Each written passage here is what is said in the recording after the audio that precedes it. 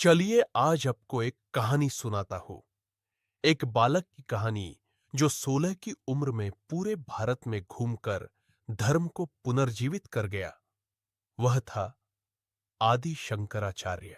बहुत समय पहले केरल के एक छोटे से गांव कलाड़ी में एक ब्राह्मण दंपत्ति के यहां एक बालक का जन्म हुआ। उसका नाम रखा गया शंकर। शंकर बाल्यकाल से ही असाधारण थे। वे बहुत जल्दी पढ़ना लिखना सीख गए और ऐसे सवाल पूछते थे जिनका जवाब उनके गुरु भी नहीं दे पाते थे। सिर्फ 8 साल की उम्र में शंकर ने वेदों का संपूर्ण ज्ञान प्राप्त कर लिया था। परंतु उनके भीतर एक और बड़ी आग थी, सत्य की खोज। गुरु ने कहा, तुम अब अधिक जानने योग्य हो शंकर, परंतु सत्य को जानने के लिए तुम्हें एक सच्चे गुरु की आवश्यकता है। एक दिन शंकर नदी में स्नान कर रहे थे। तभी एक मगरमच्छ ने उनका पैर पकड़ लिया। शंकर घबराते हुए, मां, मुझे संन्यास लेने दो, तभी यह मगरमच्छ मुझे छोड़ेगा। मां ने डर के मारे अनुमति दी और मगरमच्छ वहीं चला गया। बस उसी क्षण से 8 वर्षीय शंकर बने सन्यासी, एक साधु। शंकर पैदल ही हिमालय तक गए और वहां उन्हें अपने गुरु गोविंद पादाचार्य मिले। गोविंद पाद गंभीर स्वर, तुम सत्य चाहते हो? जान लो, आत्मा और ब्रह्म एक ही है।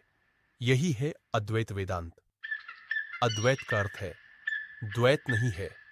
आत्मा और परमात्मा अलग नहीं है, वे एक ही है। शंकर ने केरल से कश्मीर तक यात्रा की।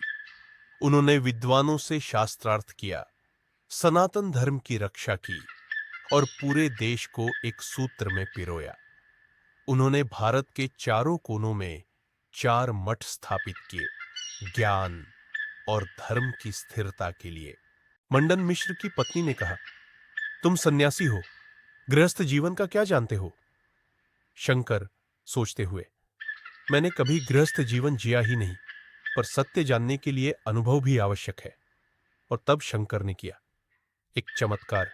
योग बल से उन्होंने एक मृत राजा के शरीर में प्रवेश किया।